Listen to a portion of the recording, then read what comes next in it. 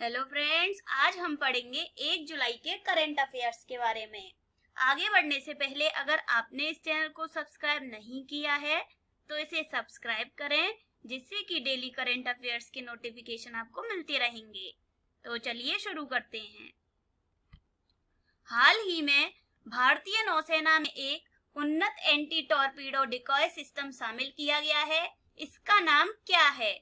अनिरुद्ध, मारीच, विराट, इनमें से कोई नहीं। करेक्ट आंसर है हमारा ऑप्शन नंबर बी, मारीच। भारतीय नौसेना ने एक उन्नत anti torpedo decoy system Mareech को अपने बेड़े में शामिल किया गया है। इस सिस्टम को डीआरडीओ द्वारा स्वदेशी रूप से डिजाइन और विकसित किया गया है और यह आने वाले टॉर्पीडो का पता लगाने, उनकी लोकेशन की जानकारी देने और उन्हें बेअसर करने में सक्षम है। अगला है, हाल ही में किस राज्य सरकार ने राज्य में किल कोरोना अभियान शुरू करने का ऐलान किया है?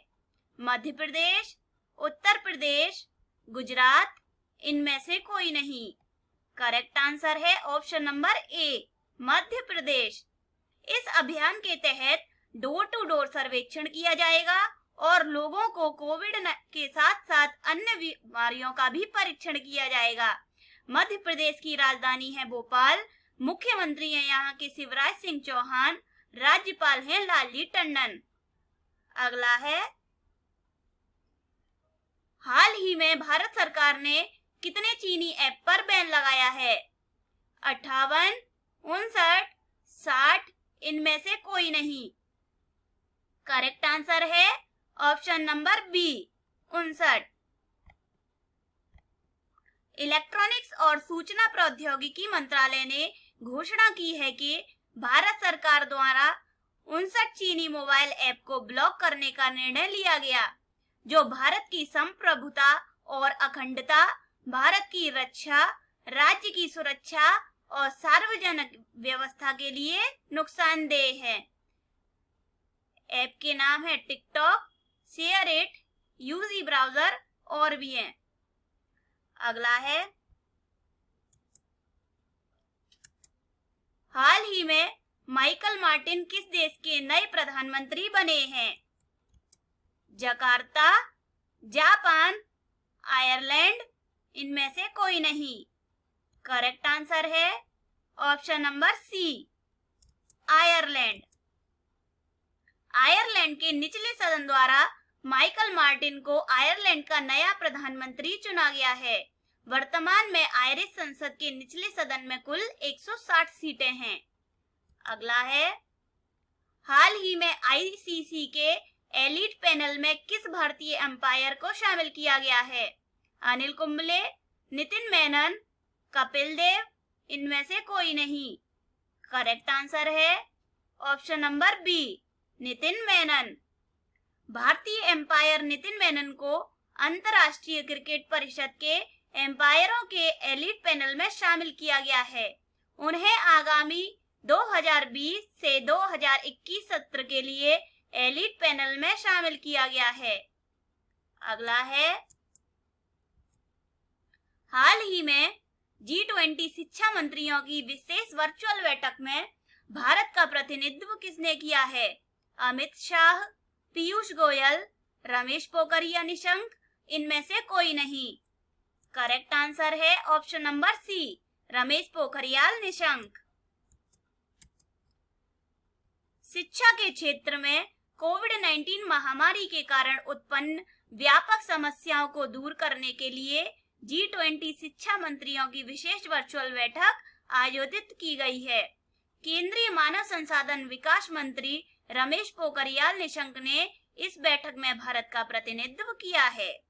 अगला है, हाल ही में किसके द्वारा सरकारी ई मार्केट प्लेस GeM पर ट्राइब्स इंडिया स्टोर का उद्घाटन किया गया है? अर्जुन मुंडा, राजनाथ सिंह, नरेंद्र मोदी, इनमें से कोई नहीं। करेक्ट आंसर है option number A, Arjun Munda. Arjun Munda हमारे देश के केंद्रीय जनजातीय मामलों के मंत्री हैं। ट्राइब्स इंडिया स्टोर सरकार द्वारा खरीद को सुविधाजनक बनाने में मदद करेगा। अगला है,